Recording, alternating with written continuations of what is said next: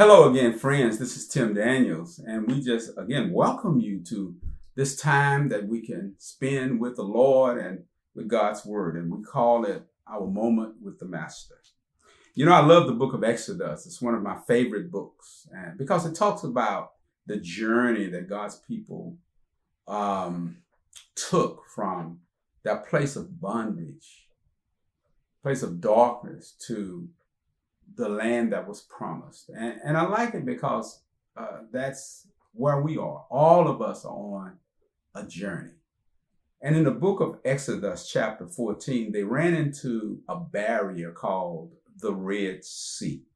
And the Bible said in Exodus chapter 14 and verse 10, I want to read for you. And when Pharaoh drew near and the children of Israel lifted their eyes, and behold, the Egyptians marched after them. So they were very afraid, and the children of Israel cried out to the Lord. They said to Moses, because there were no graves in Egypt, that you've taken us out here to die in the wilderness? Why have you dealt so severely with us? Verse 12. Is this not the word that you were told in Egypt, saying, let us alone that we may serve the Egyptians? It would have been better for us to serve the Egyptians than that we should die in the wilderness. And so here the Jews, they ran into a Red Sea. The Red Sea was the barrier between where they were and where God wanted them to be. It was the barrier. And in life, we have our Red Seas. Your Red Sea is any barrier between where you are and your place of blessing, your place of destiny, your place of favor.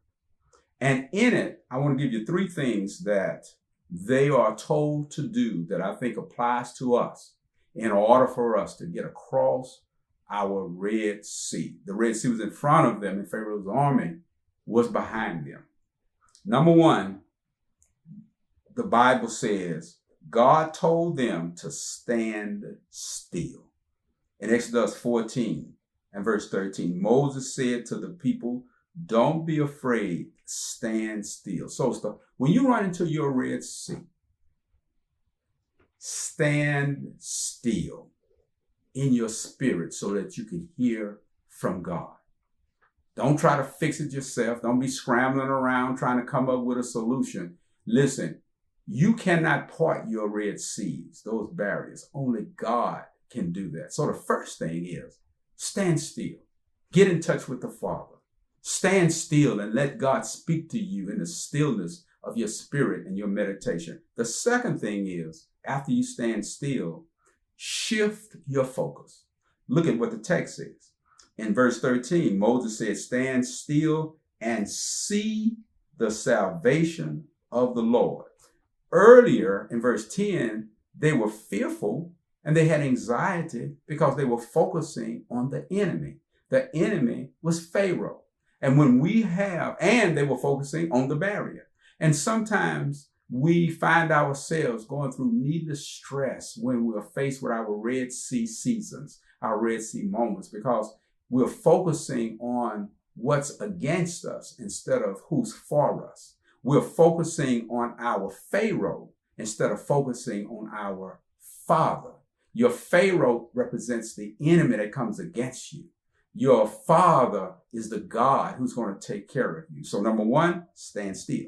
Number two, shift your focus away from your Pharaoh to your Father. And then the third thing is he's going to tell them to do, they're going to have to do, stop complaining.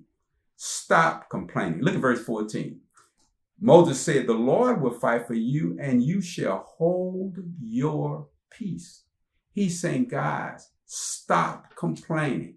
They had been previously complaining against Moses. You should have never brought us out here. You should have left us in Egypt. And so God is saying, stand still, shift your focus, and stop complaining. Instead of complaining about what you don't have, thank God for what you do have. And then fourthly, stick together.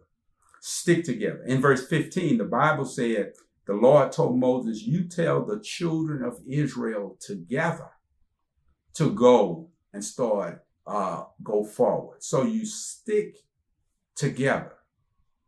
Instead of turning on each other, turn to each other.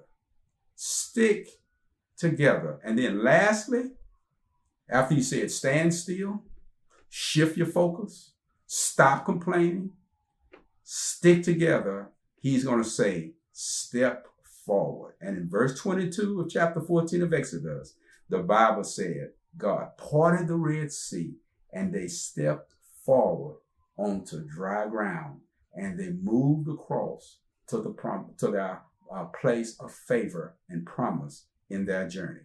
Friend, are you facing a Red Sea today? Do you have a Red Sea moment, a barrier on your job, in your family, a health barrier that seemingly is standing between you and your place of favor, your place of destiny?